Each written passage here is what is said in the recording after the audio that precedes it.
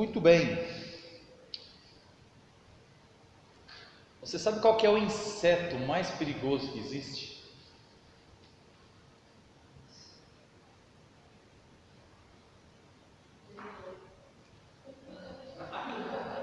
Talvez seja mais chato, Irmãos, o inseto mais perigoso que existe, por incrível que pareça, e eu não esperava por essa, mas é o mosquito. O mosquito tem sido a causa de morte de mais ou menos 1 milhão de pessoas todo ano, especialmente na África e na Ásia, por causa da malária. Ele é um grande transmissor da malária, da febre amarela. Aqui no Brasil nós sabemos da dengue, né? O mosquito da dengue, chikungunya e tudo mais.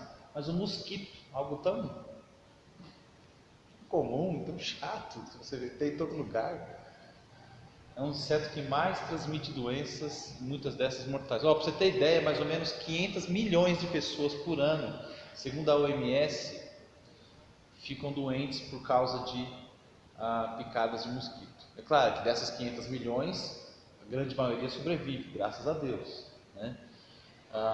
Mas ainda assim, pensou 1 milhão de pessoas aproximadamente morrer por ano por causa de mosquito. Poxa, né? Mosquito. Isso nos leva ao título da nossa mensagem, que é Perigos Sutis. Perigos Sutis.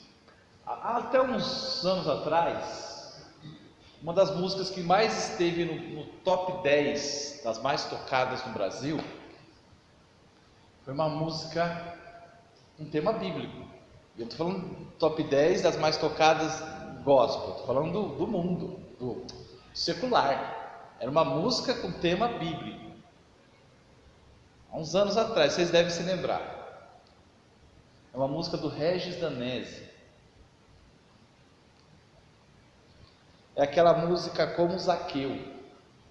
Como Zaqueu, lembra? Agora vocês lembram, né? Porque vários grupos do mundo, de pagode, de rock, de não sei o que lá, regravaram essa música, né? Então, essa música teve durante mais ou menos 3 anos, entre as mais tocadas no Brasil, tá bom? Em Israel teve uma música que ficou pelo menos uns 15 anos entre as paradas de sucesso. 15 anos. É uma música sobre Davi, né? Logo Davi, o músico, né? O poeta Davi, o herói Davi, aquele que tocava harpa, aquele que compôs os salmos, que é o inário oficial de Israel, os Salmos, né? É o livro de Salmos. E Moisés ele ensinou que a música deveria ser usada como um veículo didático. Moisés falou para o povo: escrevam hinos, músicas, canções da lei, para ajudar o povo a memorizar a lei. Enfim. Mas, como eu disse, lá em Israel teve uma música que virou sucesso, né? Só que essa música quase custou a vida do rei Davi. Abre lá para 1 Samuel capítulo 18. 1 Samuel capítulo 18.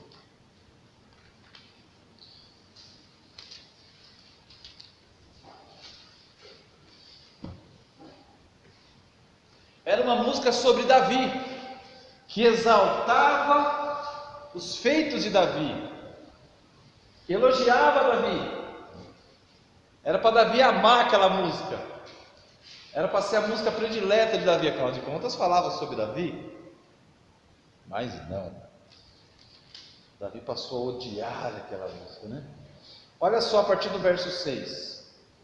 Sucedeu, porém, que vindo Saul e seu exército, e voltando também Davi de ferir os filisteus, eu estou em 1 Samuel 18, tá bom? Está acompanhando comigo? No verso 6.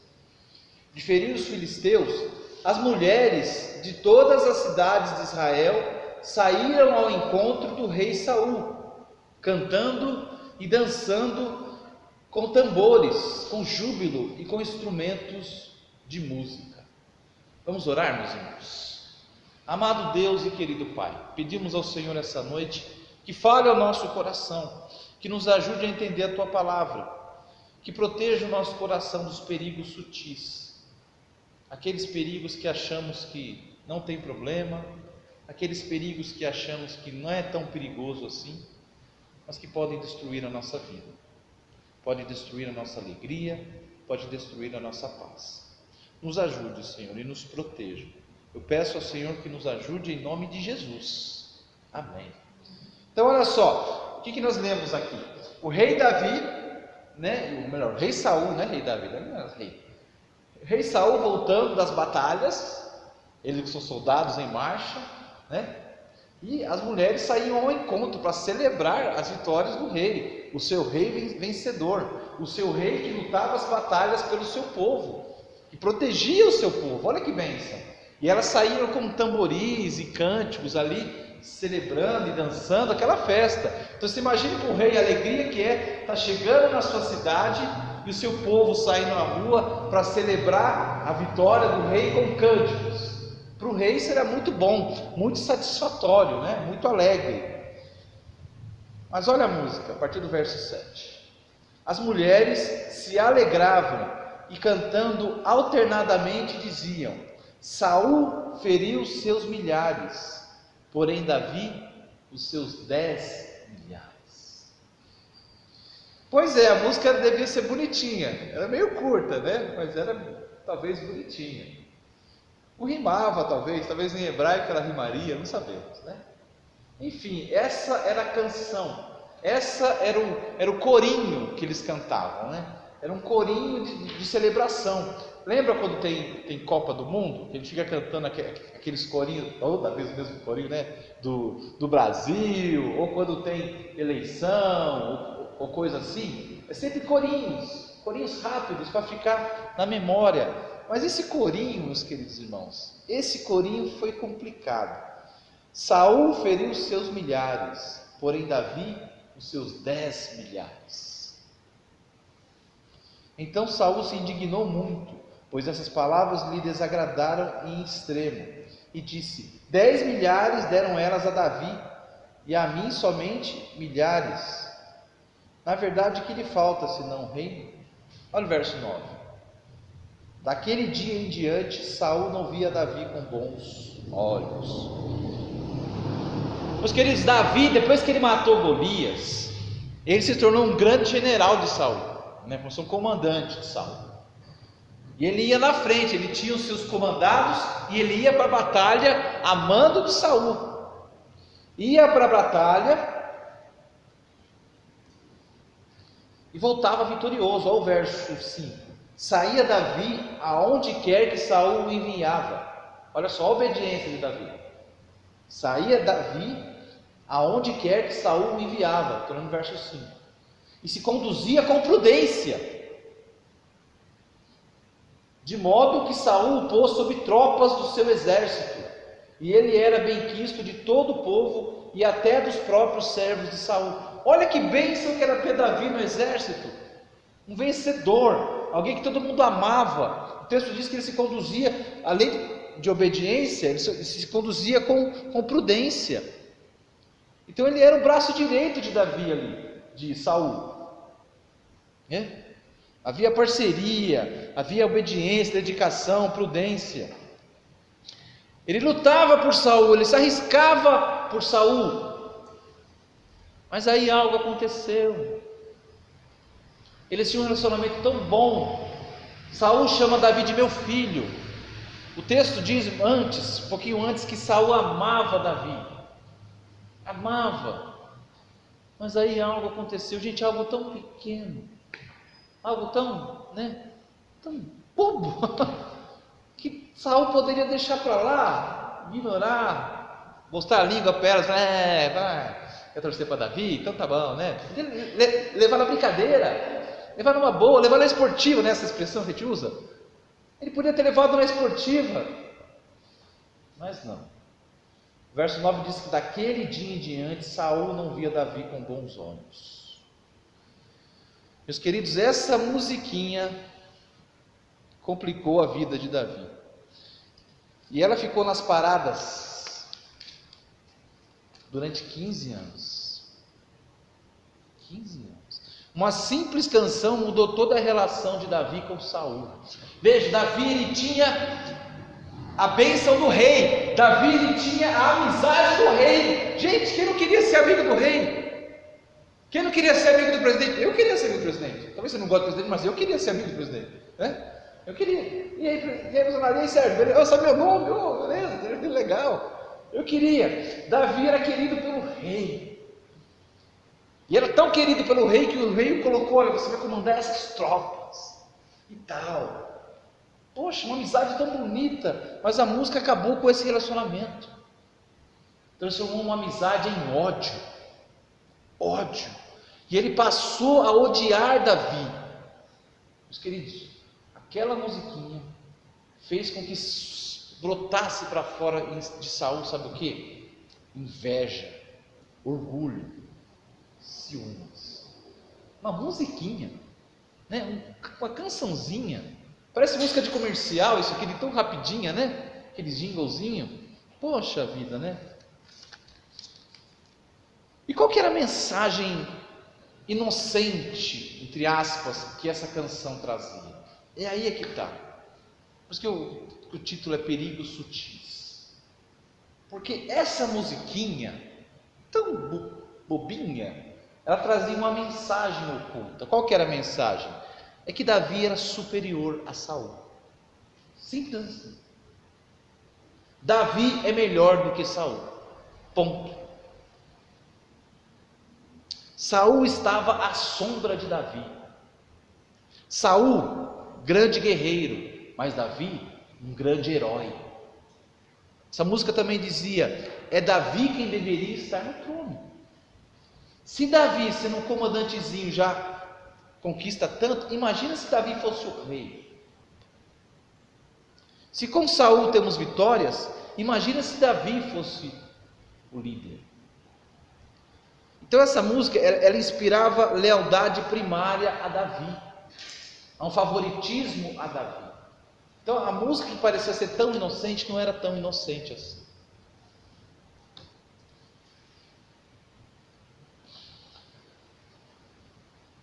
Saul percebeu tudo isso.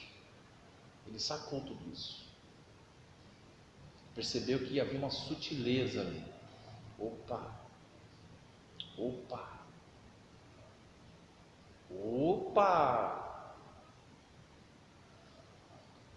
Ele sacou. Agora vai lá para o capítulo 21. Vira as tuas páginas. Capítulo 21. Aqui Davi já estava sendo perseguido, né? No capítulo 21, Davi já é caçado pelo rei igual um animal.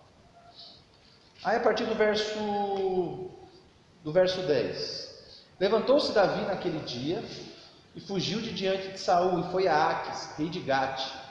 Gate, para quem não sabe, fica na Filístia. Era o rei dos filisteus. Porém os servos de Aquis lhe disseram: esse não é Davi, o rei de sua terra?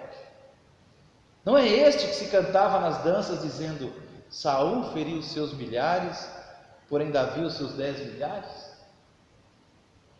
Olha só, ele foi lá para outro país. Adivinha qual era a música que estava entre as 10 ali, né? As top 10 tocadas na rádio? Adivinha? Até lá, era um sucesso internacional já. Caramba, é brincadeira? Chegou lá, a primeira coisa que o soldado fala: não é esse aquele da musiquinha que a gente canta, que até eles deviam cantar, né? Olha que coisa, rapaz. Em outra nação aquela musiquinha o perseguia, porque o texto diz no verso 12: Davi guardou estas palavras, considerando-as consigo mesmo, e teve muito medo de Aques, rei de Gate. Ele viu que aquela musiquinha poderia... Rapaz, essa musiquinha pode estar trazendo problema para mim. Olha que essa música fala: Davi matou dezenas de milhares. Eles podem entender que eu sou o quê? Que eu sou um perigo. Pô, se ele matou dezenas de milhares, como que eu vou ficar com esse cara aqui na minha terra? Né? Aí o que Davi teve que fazer? Teve que se fingir de louco para o rei. Teve que bancar o louco diante do rei, para o rei não matá-lo. Começou a babar, deixar a baba escorrer pela barba assim, sabe? e andando assim igual um mongolongo perto do rei, para o rei não matá-lo, por causa que alguém lembrou da musiquinha. Puxa vida, né? Temos que foi assim, 16 anos Davi passou se escondendo, quase, né? 16 anos Davi passou escondendo-se de Saul, fugindo do rei, por uma intriga que começou de uma forma tão sutil. E aí, quando você chega no capítulo 29, se quiser ir para lá, o que acontece no capítulo 29?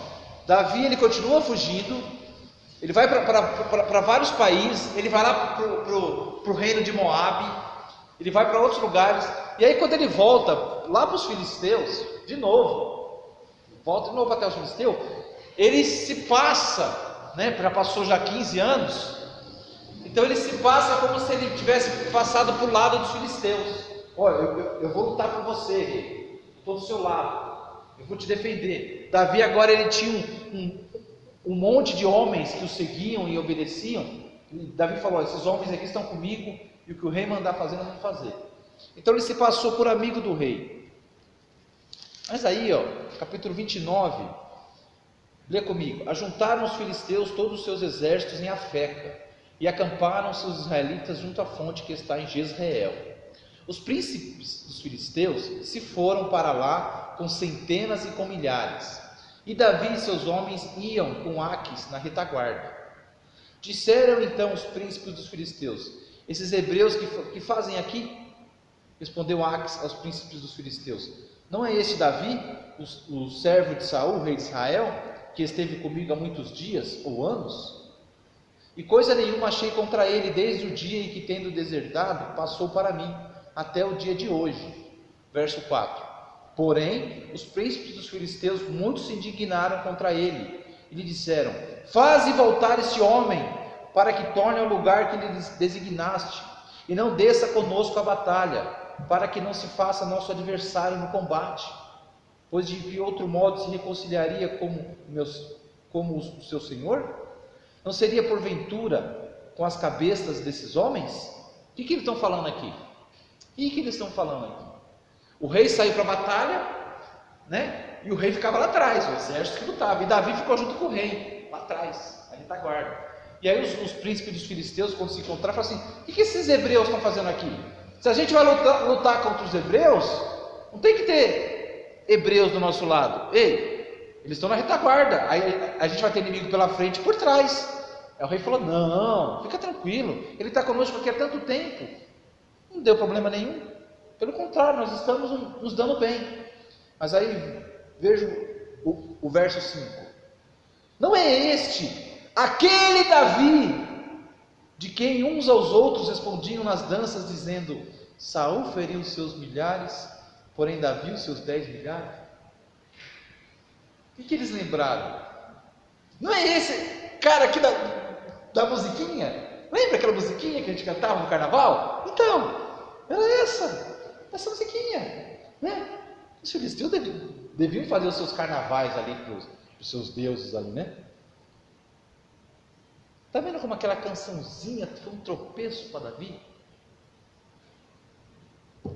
Caçava ele. Eita nós, hein? Uma simples canção, meus queridos irmãos, põe em risco a vida de Davi 3 vezes. 3 vezes.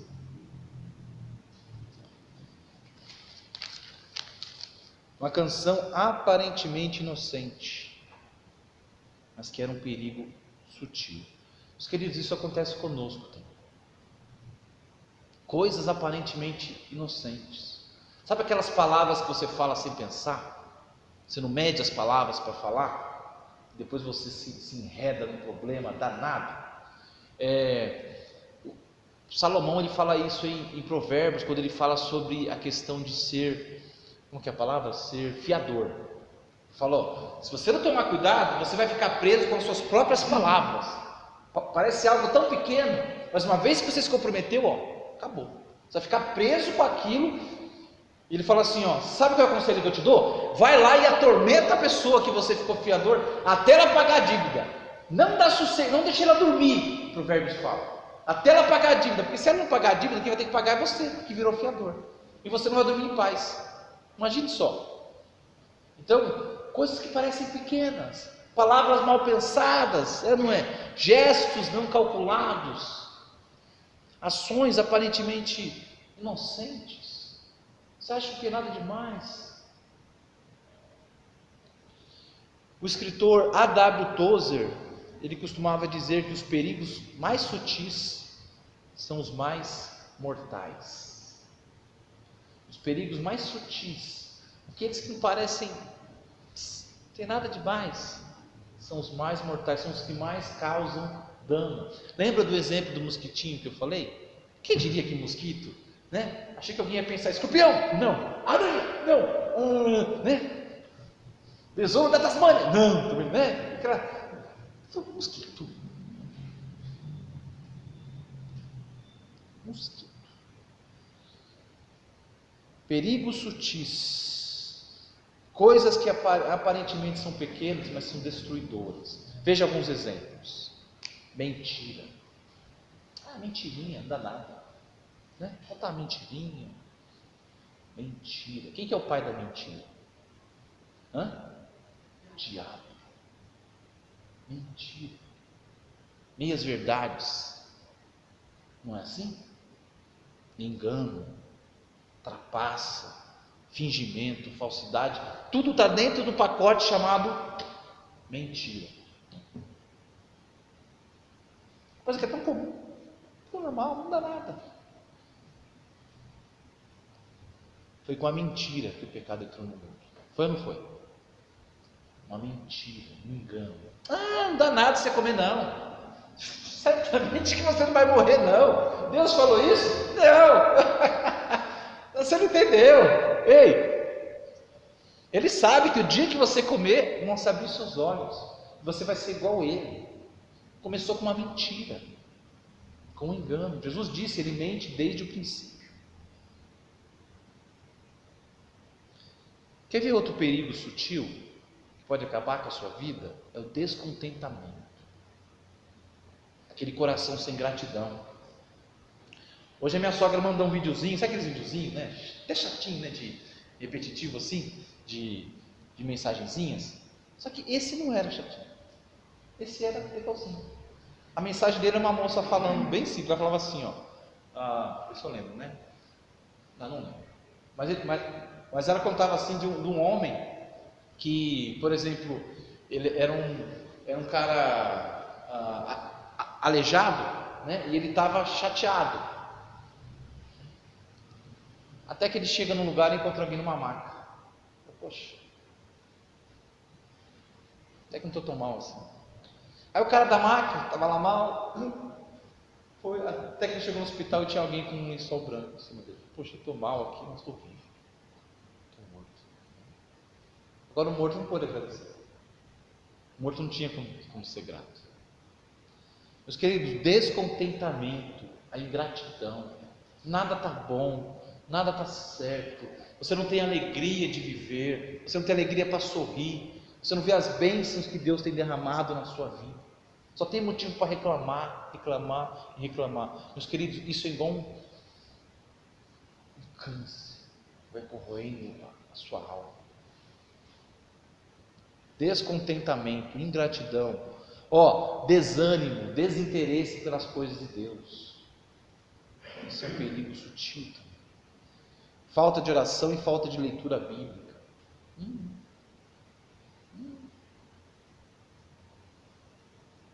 Dívidas, empréstimos, né? Começa a virar aquela bola de neve.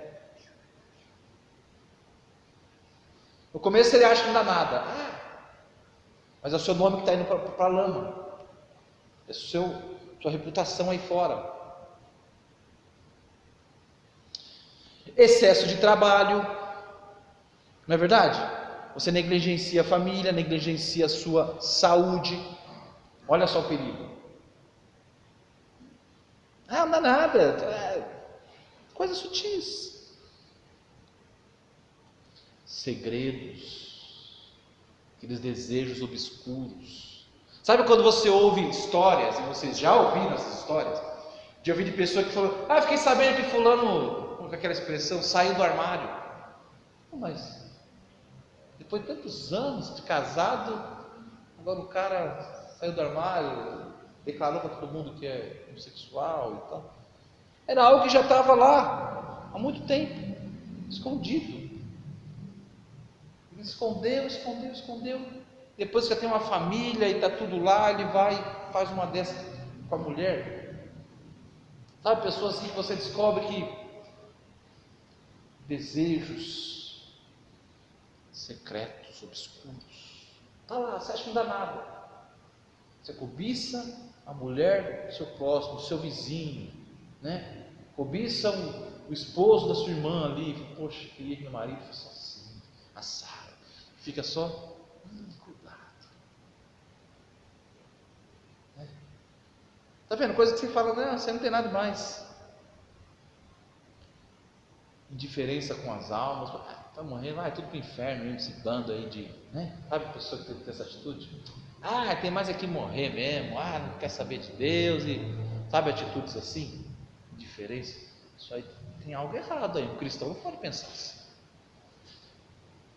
É bom que morra mesmo para aprender. Não fala isso. O cristão falando assim. Brincadeiras inoportunas. Sabe aquelas pessoas que fazem aquelas brincadeiras inoportunas na hora errada, né? Deixa a pessoa sem graça na frente dos outros. A pessoa não sabe que existe um limite. Piadinhas que humilham, que rebaixam, que envergonham a pessoa em público. Coisinhas sutis. Mas isso pode destruir uma amizade. Isso pode criar uma contenda, uma briga. Pecados não confessados, não tratados, está lá.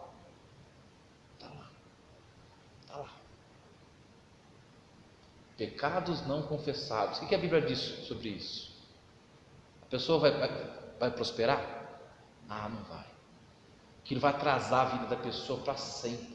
É como uma pessoa que anda carregando uma mala enorme, aquela mala pesada, calça quebrando assim, difícil de levar. É um trambolho. Vai entrar no carro, não entra aquela coisa, e aí onde ela vai, ela vai sentar no computador. É um peso absurdo, mas aonde ela vai, ela leva aquilo. É pecado não confessado. Aquilo incomoda, aquilo atrapalha a vida, atrapalha a consciência. Ela não consegue progredir na sua vida espiritual. Pecado não confessado. Outro, destruidor, ressentimento. Está lá, ninguém sabe. Só você. Você guarda para você. Você vê pecado. Aí você vê João subindo na calçada daquela. Sabe assim, ressentimento. O que é ressentimento, meus queridos? É falta de perdão. Nós que fomos perdoados por Deus na cruz do Calvário, não perdoarmos, guardar. Você acha que Deus se compadece de quem guarda ressentimento, de quem não perdoa? Uma vez que Ele nos perdoou de algo tão grande, Ele diz isso: vosso Pai também não vos perdoará os vossos pecados se vós não perdoardes. Olha só, algo parece pequeno, né? Sou assim, irmão, você não quer conversa com a pessoa, quer distância, mais. Ressentimento, falta de perdão, aquela pessoa que é seletiva com os amigos. Aquele ali é meu amigo, aquele ali, com os irmãos. Queridos, perigos sutis, né? Uma coisa tão pequena destruiu o relacionamento de Davi e Saul. Perigos sutis. O pastor Samuel sempre falava, ele citava aquela frase do livro de Cânticos, que são as raposinhas que destroem os vinhedos. Raposinhas pequenininhas, vão entrando lá, passa pela cerca e destrói todo o vinhedo. O pastor Guto sempre fala também, a gente não tropeça em montanhas, a gente tropeça em montinhos. Não é? Montanha você desvia, você tropeça em montinhos. Coisas pequenas, perigos sutis. Então, meus queridos irmãos, o que eu quero passar para os irmãos com essa mensagem? Cuidado. O perigo sutil, por ele ser sutil, ele está ali, está do seu lado. Você está olhando para ele, não dá nada, né? É como alguém que senta num banco da praça e olha para o escorpião. Bom, ele está ali, Está quietinho, está parado, eu estou aqui. Se ele se mexer, eu saio daqui. Mas aí você está lendo seu livro, né? Começa a mexer no celular. Quando você olha, cadê o escorpião? Eita, cadê o escorpião? Daí você já gela, né? Então, é assim, perigo sutil. Você acha que não dá nada. Você faz vista grossa. Como câncer na garganta. Começa com uma bolinha bem pequena. É um dos cânceres mais mortais que tem. Pequenininho, começa com... até difícil de detectar. Às vezes é tarde quando detecta. Super deceptivo. O que eu quero dizer para os irmãos é que o mesmo Deus que nos alerta para o nosso pecado, nos alerta desses perigos sutis, é o mesmo que oferece sua graça e o seu poder para nos ajudar a resolver esses perigos, essas coisas sutis que a gente convive com elas e não percebe que elas estão destruindo a nossa comunhão, destruindo a nossa alegria, estão tirando a nossa paz. Até na hora de orar, você vai orar e você lembra, é o Espírito Santo que te lembra. Você ainda não pediu perdão, mas você ainda não confessou. Você tenta apagar isso. Sai pensamento, sai, deixa eu orar aqui em paz. E aquilo incomoda de novo. É igual, aquele pernilonguinho no seu ouvido. Saiu. É assim. Isso vai ficar te perturbando, vai ficar destruindo a sua vida, tirando a sua paz, tirando a sua alegria, tirando a sua motivação, porque você sabe que está errado. Eu falei demais, eu falei o que não era para falar, eu contei o segredo que pediram para mim não contar. Olha, eu menti, eu omiti. Olha, eu vi coisas erradas e não falei nada, eu escondi. Poxa, coisas assim que você vai carregando. Então, o mesmo Deus, meu querido, Ele oferece perdão para você, se você quiser. Ou não, fica aí com a sua mala. Carregue a sua mala de pecado. Carregue. É apenas uma mala, não faz nada, não é perigosa. Não vai atrapalhar a sua vida. Uma hora você pode causar um acidente. Pode prejudicar. Então, o convite que eu faço para você é: analise a sua vida. Analise o seu coração. Admita, confesse o seu pecado, menos aqueles mais sutis. Sujeite-se à palavra de Deus. Isso que é verdadeiro arrependimento. Verdadeiro arrependimento não é ficar triste, não é chorar, não é levantar a mão. Verdadeiro arrependimento é se sujeitar à palavra de Deus. Isso é verdadeiro arrependimento. O que Deus mandou fazer? Ir lá pedir perdão? Vou lá. Nossa, Deus, você veio falar, mas estou envergonhado, mas eu admito que eu errei, grosso com a senhora, não devo falar daquele jeito, eu preciso respeitar a frente do mundo, sabe? Ir lá fazer, obedecer, não ficar guardando. Ela que vive.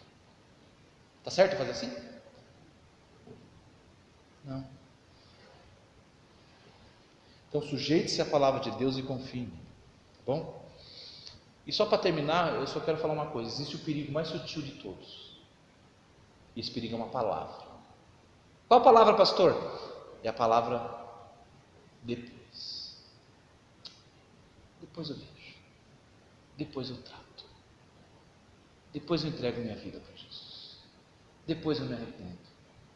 Depois eu acerto a minha vida. Esse é o perigo dos perigos, é o depois. É o deixar para depois. Depois eu tiro esse escorpião aqui do meu olho. É o perigo mais sutil do mundo, que é o perigo que tem levado muita gente para o inferno por toda a eternidade. Depois eu peço perdão.